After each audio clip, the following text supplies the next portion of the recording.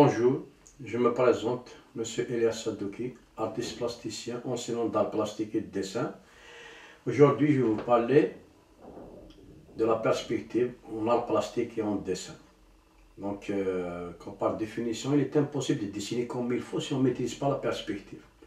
La perspective, elle nous permet de dessiner trois dimensions, la hauteur, la largeur et la profondeur. Les objets éloignés nous paraissent petits. Généralement, perspective, après on va la voir par rapport à la perspective avec point de fuite dans un horizon. Pour l'instant, je vais vous parler d'une perspective pratiquement basique, c'est la perspective cavalière, c'est à 45 degrés. Je vais vous donner l'exemple d'un carré qu'on va réaliser en perspective. Bien sûr, qui dit carré en perspective va devenir un cube. Je vais dessiner un carré. Voilà. Donc on a déjà la hauteur et la largeur. Pour la profondeur, à 45 degrés. Voilà. Donc c'est pour la profondeur. Donc pour notre carré, on a un carré avec ses fuyantes. On a notre carré qui est en trois dimensions. C'est un phénomène visuel. C'est un phénomène visuel.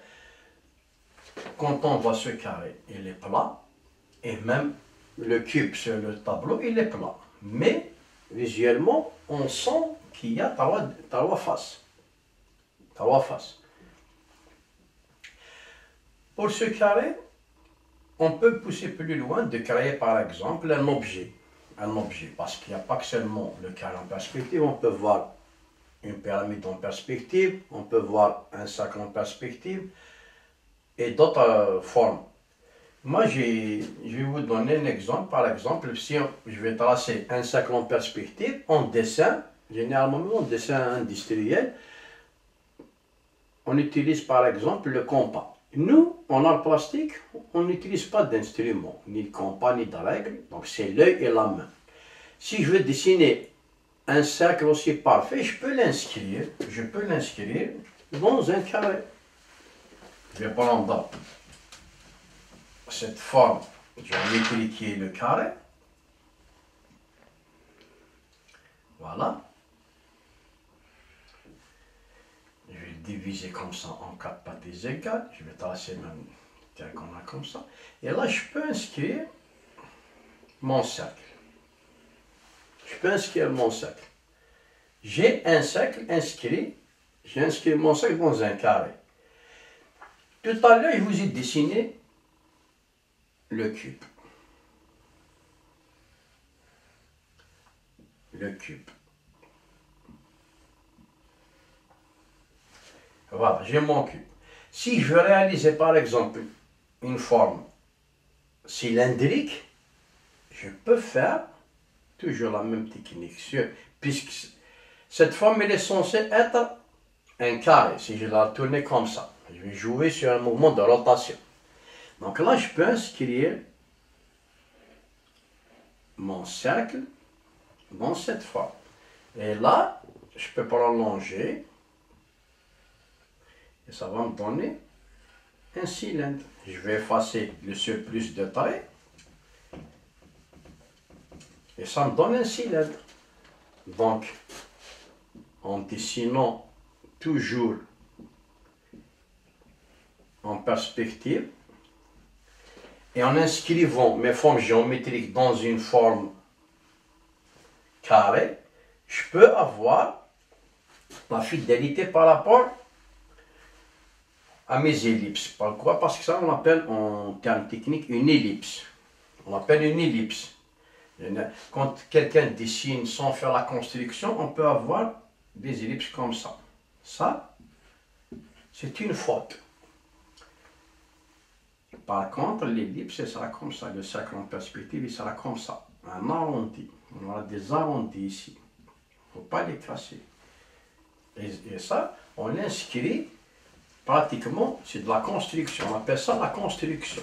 Je vais vous donner un exemple d'un objet qu'on utilisait avant. Maintenant, il est un moulin à café. Un moulin à café. Ce moulin à café, il a une forme cubique.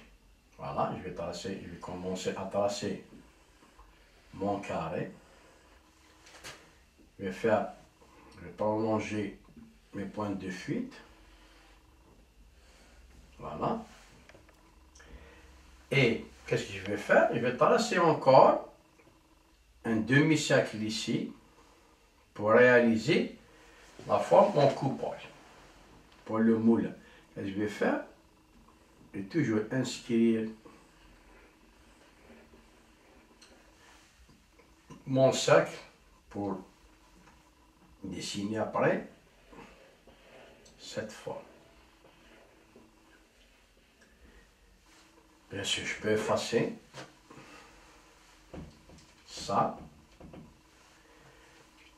Et la perspective, dans la perspective, ce qu'il ne faut pas oublier, c'est de respecter pratiquement les perpendiculaires et les parallèles. Ça, c'est très important. Parce qu'on peut dessiner généralement quand on n'est pas encore initié, bien initié. Je vais dessiner mon carré. Après, pour les filles, je vais faire ça. Je peux la prolonger ici. Je peux la négliger. Là, on doit faire après ces parallèles. Ce trait, il est parallèle à ce trait. Ce trait, il est parallèle à ce trait. Donc, je dois faire attention à ça. Et ce trait, il est perpendiculaire à cette ligne. Donc, j'ai expliqué déjà par rapport à la mise en page et les proportions dans le premier épisode. J'ai parlé de la ligne d'aplomb et de la mise en page. Donc là, on doit sentir qu'il y a un angle droit. Les angles droits. Même s'il y a un angle de 45 degrés ici, on doit respecter ces parallèles. Ce trait, il est parallèle à ce trait, parallèle à ce trait. Ce trait, parallèle à ce trait, parallèle à ce trait, parallèle à ce trait. Là, bien sûr, j'ai tracé pour mon moulin. Donc, pour la manivelle que je vais faire, je dois tracer une ligne, mais je peux la tracer parallèle à cette ligne. Et je vais faire ça. Elle doit être parallèle, pardon. Voilà, cette ligne, elle doit être parallèle à cette. Et ici, voilà. On peut la tracer comme ça. Par exemple, pour les tiroirs, généralement, j'ai moulaison du tiroir. Pour le tiroir, c'est toujours ces parallèles. Ça, ce trait est parallèle. Un autre trait parallèle, parallèle et parallèle. Je peux pousser plus loin pour mon dessin pour vous expliquer ces parallèles. Si je dois présenter ce tiroir ouvert, et je vais jouer sur mes parallèles. Je vais imaginer ce trait, il est parallèle. Parallèle à celui-là. Donc je vais effacer bien sûr après ça. Je vais tracer un autre trait parallèle. Et un autre trait parallèle. Voilà. Et je vais tracer toujours cette parallèle à ça. Donc je vais effacer cet arrêt et je vais tracer des traits parallèles. Ici, des parallèles. On va jouer seulement sur des parallèles pour montrer que le tiroir est ouvert. Bien sûr, à l'intérieur, on doit sentir qu'il y a une profondeur. Déjà dans la perspective, on a parlé de la hauteur, la largeur et la profondeur. C'est ça la perspective. Pour sentir le volume de ce moulin à café. Bien sûr, pour quelques détails, on peut faire ça pour donner des détails en plus. Donc, là, pourquoi j'ai choisi ce moulin à café? Déjà esthétiquement, je l'aime bien, il est bien designé, bien dessiné, et en plus il englobe pratiquement toutes les formes. On peut trouver déjà le cube, on peut trouver la sphère, une demi-sphère, une sphère, des petites sphères, et bien sûr on peut parler de ces parallèles et de ces perpendiculaires. Ça, en ce qui concerne par rapport à cette forme, à ce solide, entre le cube, la sphère et les parallèles. On peut voir encore une autre perspective par rapport à l'horizon. J'ai parlé déjà dans l'épisode, dans une des épisodes, j'ai parlé sur le format, j'ai parlé du format horizontal et le format vertical. Donc, j'ai parlé déjà du format horizontal, vertical et du format horizontal. Pour ce format horizontal, par exemple, si je dois réaliser par exemple un paysage, voilà, je vais tracer une perspective, un paysage en perspective. On a déjà une ligne de vue. Je vais tracer par exemple une ligne d'horizon. Comme son nom l'indique, un paysage, format horizontal. Et cette ligne d'horizon, je vais tracer un semblant de montagne. Ici, je vais créer un point de fuite. Donc l'horizon, c'est la ligne. J'ai la ligne d'horizon. Et je vais créer un point de fuite. Un point de fuite. Ce point de fuite, il va me servir pour tracer les fuyantes. C'est des traits qui fuient comme ça. Voilà, c'est des traits. Pour les fuyants. Si je vais imaginer par exemple dans mon paysage, ce point de fuite, je vais le réaliser comme un petit tunnel. C'est un tunnel. Et le tunnel, je vais tracer ces deux lignes comme voie ferrée. Une voie ferrée. Voilà.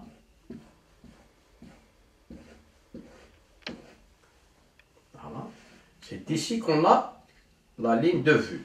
C'est la vue, on est en train de regarder. Donc notre perspective, on est en train de voir tout un paysage. Je vais tracer mes lignes de fuite, mes fuyantes, par rapport à ce point de fuite. Donc je vais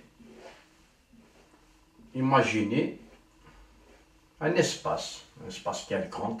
Par exemple ici, je peux carrément réaliser une bâtisse.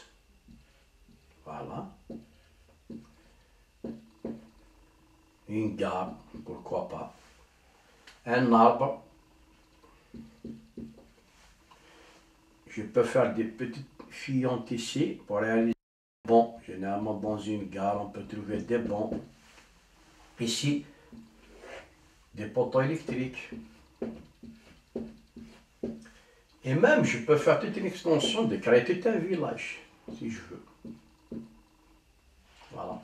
Avec toujours mes fuyantes. C'est en respectant ces fuyantes, je peux créer tout un espace. Donc là, dans ce paysage, on a une ligne d'horizon, un point de fuite et un angle de vue. Bien sûr, il y a différentes perspectives. Ici, par exemple, on peut trouver la perspective ici, elle est de face, le point de fuite. On n'a qu'un seul point de fuite, mais on a d'autres points de fuite. On a bien sûr des perspectives aériennes, des perspectives en plongée, en contre-plongée. Ça, espérons que ce sera pour la prochaine fois. Je vous remercie.